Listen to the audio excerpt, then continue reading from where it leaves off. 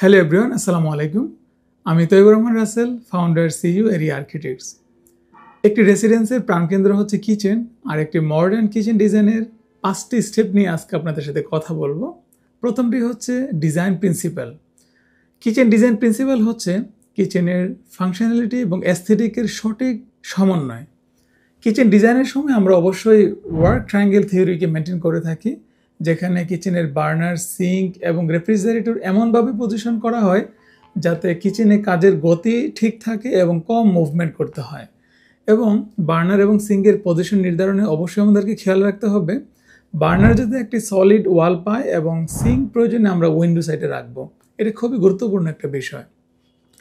এবং burner, sync এবং রেফ্রিজারেটরের minimum distance আমরা 4 ফিট ধরতে পারি এবং ম্যাক্সিমাম 9 ফিট চিন্তা করতে পারি, তাহলে খুব কমফোর্টলি আমরা কিচেনটাকে ব্যবহার করতে পারবো। পরবর্তী ধাপে আসা হচ্ছে ম্যাটেরিয়াল সিলেকশন।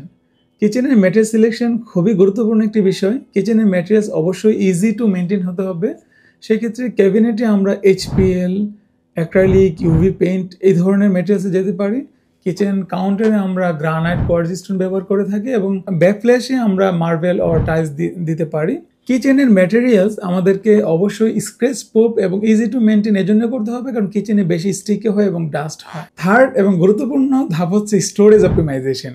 একটা কিচেনকে যথাযথ ওয়ার্কেবল করার জন্য আমাদেরকে অবশ্যই ক্যাবিনেটের স্টোরেজ ক্যাপাসিটি যথাযথভাবে নিশ্চিত করতে হবে এবং এখানে যাতে আমাদের ড্রয়ার থাকে, ওপেন শেলফ থাকে এবং কিচেন অ্যাক্সেসরিজগুলো আমরা এমনভাবে ইউজ করব যাতে বার্নার রিলেটেড এবং কুকিং রিলেটেড অ্যাক্সেসরিজগুলো আমাদের বার্নারের পাশে থাকে এবং ওয়াশ রিলেটেড আমাদের অ্যাক্সেসরিজগুলো আমাদের সিঙ্কের সাইডে থাকে।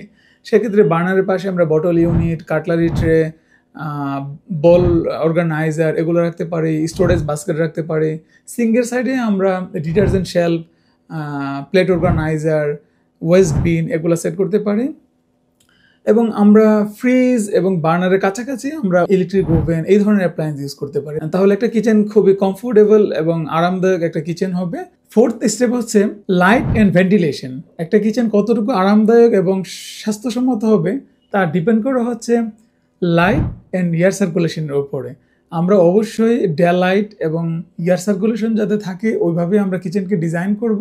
ফাইনাল এবং লাস্ট স্টেপ হচ্ছে সেফটি ইনশিওর করা। একটা কিচেনের গ্যাস লাইন, ইলেকট্রিক সাপ্লাই আমাদেরকে খুবই প্রায়োরিটি দিতে হবে। গ্যাস লাইন যাতে যথাযথ হয় এবং ইলেকট্রিক সাপ্লাইটা আরও বেশি ইম্পর্টেন্ট। আমরা কিচেনে নর্মালি এখন হাই সেকশন ক্যাপাসিটির হুড ইউজ করে থাকি, মাইক্রো ওভেন এবং ইলেকট্রিক ওভেন ইউজ করে থাকি, মাল্টি ফাংশনাল বার্নার এবং ওভেন ইউজ করে থাকি। সেগুলোতে দেখা যায় যে আমরা যে পরিমাণে পাওয়ার সাপ্লাই প্রয়োজন ওই পরিমাণে ইলেকট্রিক ক্যাবেলিং করা থাকে না, অথবা ক্যাবেলের সাইজ ওইভাবে থাকে না। এটাও আমাদেরকে এনশিওর করতে হবে যে আমাদের কি পরিমাণে ইলেকট্রিসিটি সাপ্লাই দরকার এবং ওই সাপ্লাই ক্যাপাসিটি অনুযায়ী আমাদের কেবলের সাইজ ঠিক আছে কিনা এটা আমাদেরকে এনশিওর করতে হবে। তাহলে আমরা আমাদের একটি মডার্ন এবং কাঙ্ক্ষিত এবং expectation wise modern kitchen design করতে পারবো। একটি রেসিডেন্সের আরও গুরুত্বপূর্ণ অংশ আছে, সেগুলো নিয়ে আমরা ডিটেল আলোচনা করব। আমাদের সাথে থাকবেন এবং ইন্টেরিয়র রিলেটেড যে কোনো ধরনের প্রশ্নের জন্য স্ক্রিনে দেওয়া নম্বরে যোগাযোগ করবেন। আল্লাহ হাফেজ।